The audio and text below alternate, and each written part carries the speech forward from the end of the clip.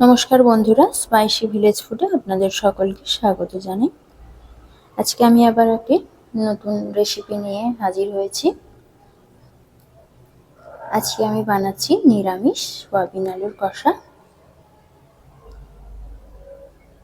খুবই হালকা রান্না, রিচ একেবারেই নয়। এই রেসিপিটি বানানোর জন্য প্রথমে আমি জল গরম করে সয়াবিনগুলোকে সেদ্ধ করে নেব। এই জলের মধ্যে দিয়ে দেব বড় দানার সয়াবিন আর 1 চামচ নুন।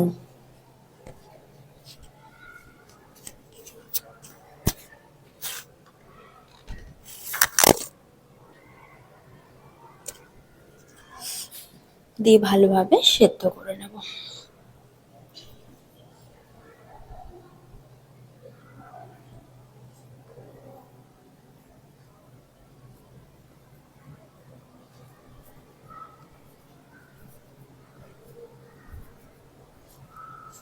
সেদ্ধ হয়ে গেছে, এখন জল থেকে তুলে নেব সয়াবিনগুলোকে।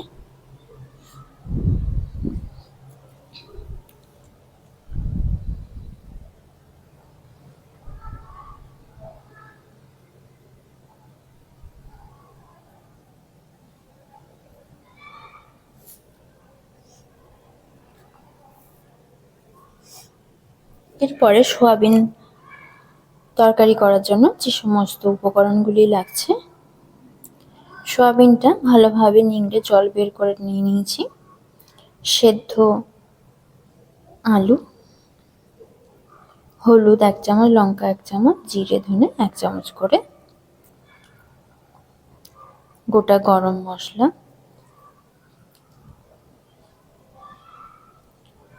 আদা বাটা 1 চামচ, একটি টমেটো পিউরি ও 1/2 চামচ কাঁচা লঙ্কা বাটা।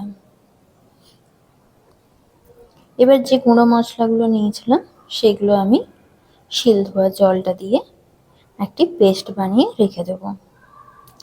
পেস্ট বানিয়ে রেখে দিলে কি হবে, গুঁড়ো মশলাগুলো মনেই হবে না যে বাটা মশলা বা কিছু।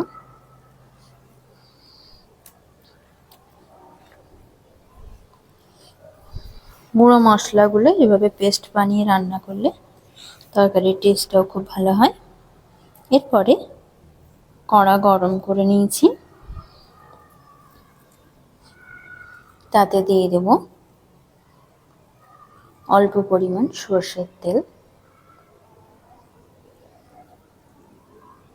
এবার তেলটা গরম হয়ে গেছে, এখন দিয়ে দেব সেদ্ধ করে রাখা সয়াবিনগুলো। এগুলো আমি ভেজে নেব।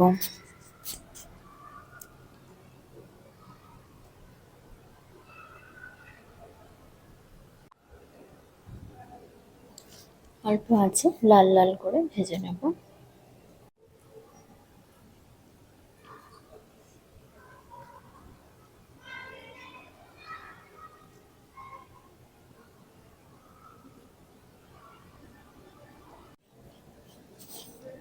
সয়াবিনগুলো হালকা ভাজা হয়ে এসছে।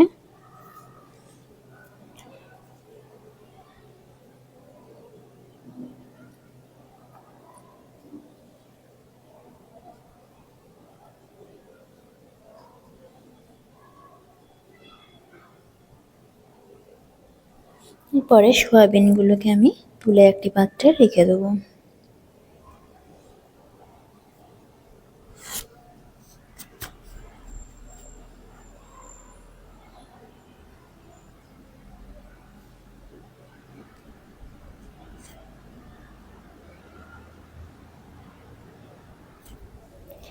এরপরে ওই কড়াইতে দিয়ে দেব 4 টেবিল চামচ সরষের তেল।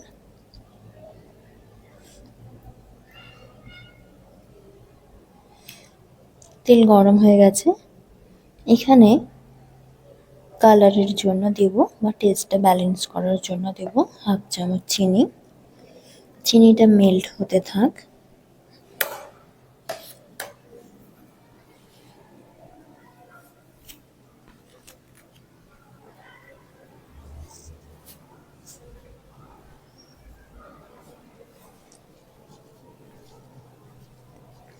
দিয়ে দেব একটি তেজপাতা,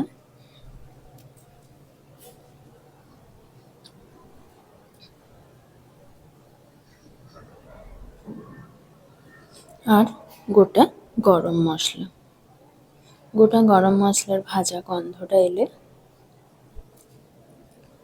তারপরে দেব গোটা গোলমরিচ,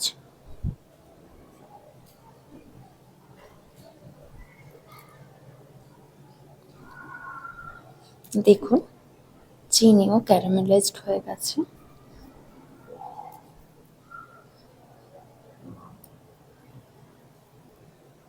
এখন দিয়ে দেব আদা বাটা, টমেটো পিউরি, কাঁচা লঙ্কা বাটা, সমস্ত মশলাগুলো দিয়ে দেব।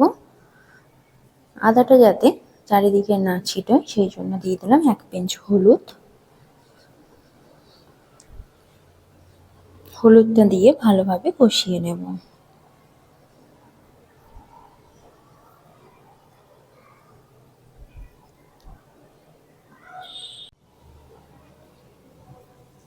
মশলাটা ভালোভাবে ভেজে নেব, কারণ কি নাহলে আদার কাঁচা গন্ধ ছাড়বে। এখন দিয়ে দেব সেদ্ধ করে রাখা আলুগুলো। আলুগুলোও যাতে মশলার সাথে ভালোভাবে কষে যায়।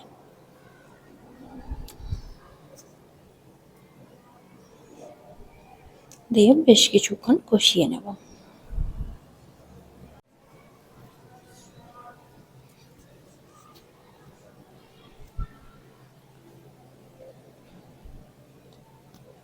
মশলার থেকে তেল ছেড়ে দিয়েছে, এখন আমি দিয়ে দেব গুঁড়ো মশলার পেস্ট।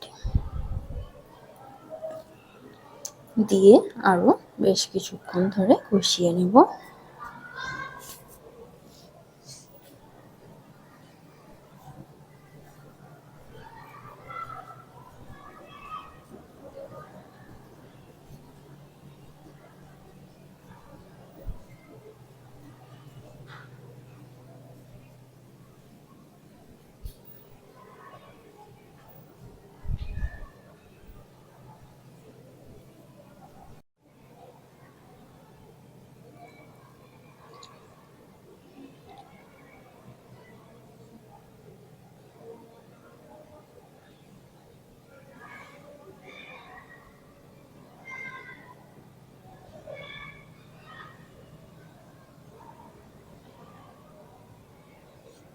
এবার বাটি ধোয়া জলটা দিয়ে আরও বেশ কিছুক্ষণ কষিয়ে নিলাম।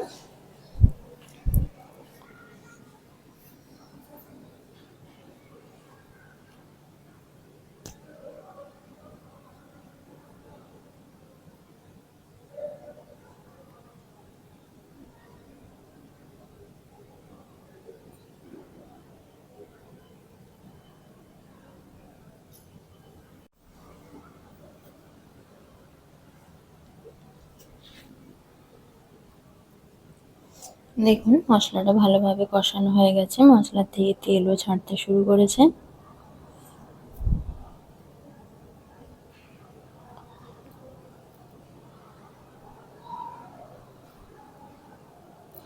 এখন দিয়ে দেবো ভেজে রাখা সয়াবিনগুলো, দিয়ে আরও বেশ কিছুক্ষণ কষিয়ে নেব।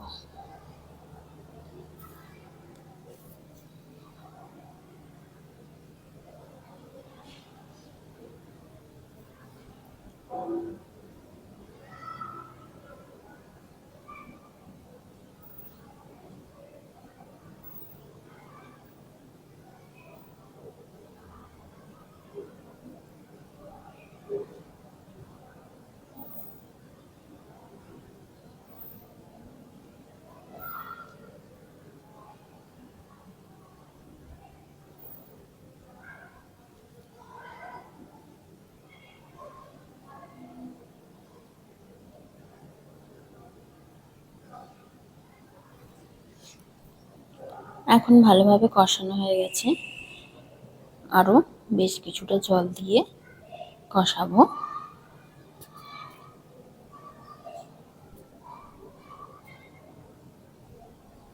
এভাবে অল্প অল্প জল দিয়ে যদি কষাতে থাকি তরকারির টেস্টটাও খুব ভালো হয়।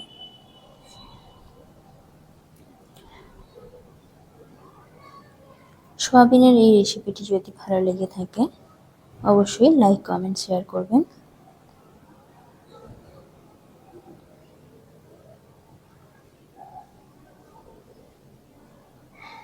অল্প মশলায় একটি খুব সুন্দর রেসিপি। নিরামিষ দিনে আপনারা এইভাবে বানিয়ে খেতে পারেন।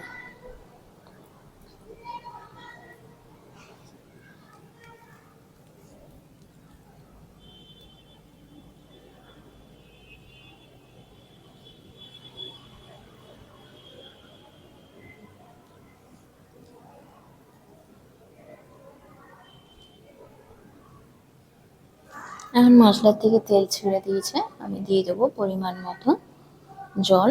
জল দিয়ে আরও বেশ কিছুক্ষণ ফুটিয়ে নেব।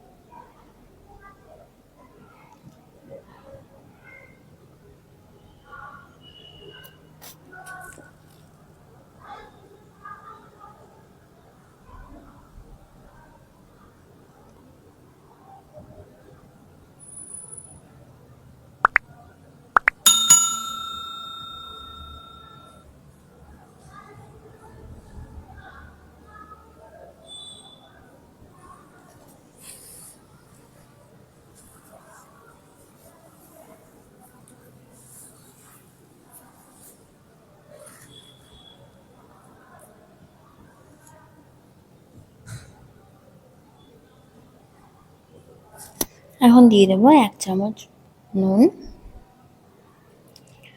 নুনটা কমই দিলাম কারণ সোয়াবিনটা সেদ্ধর সময় নুন দেওয়া ছিল।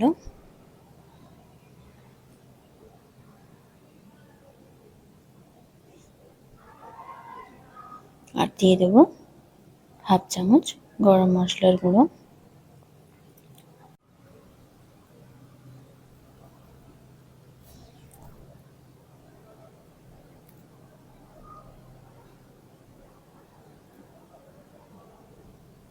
দেখুন কালারটা কি সুন্দর এসছে।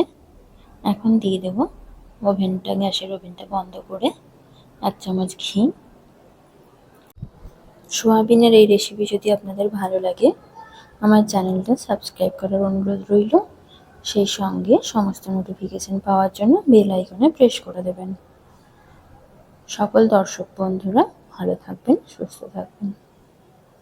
রেডি হয়ে গেছে আমাদের সোয়াবিন আলুর কারি। ধন্যবাদ সকল ভিউয়ার।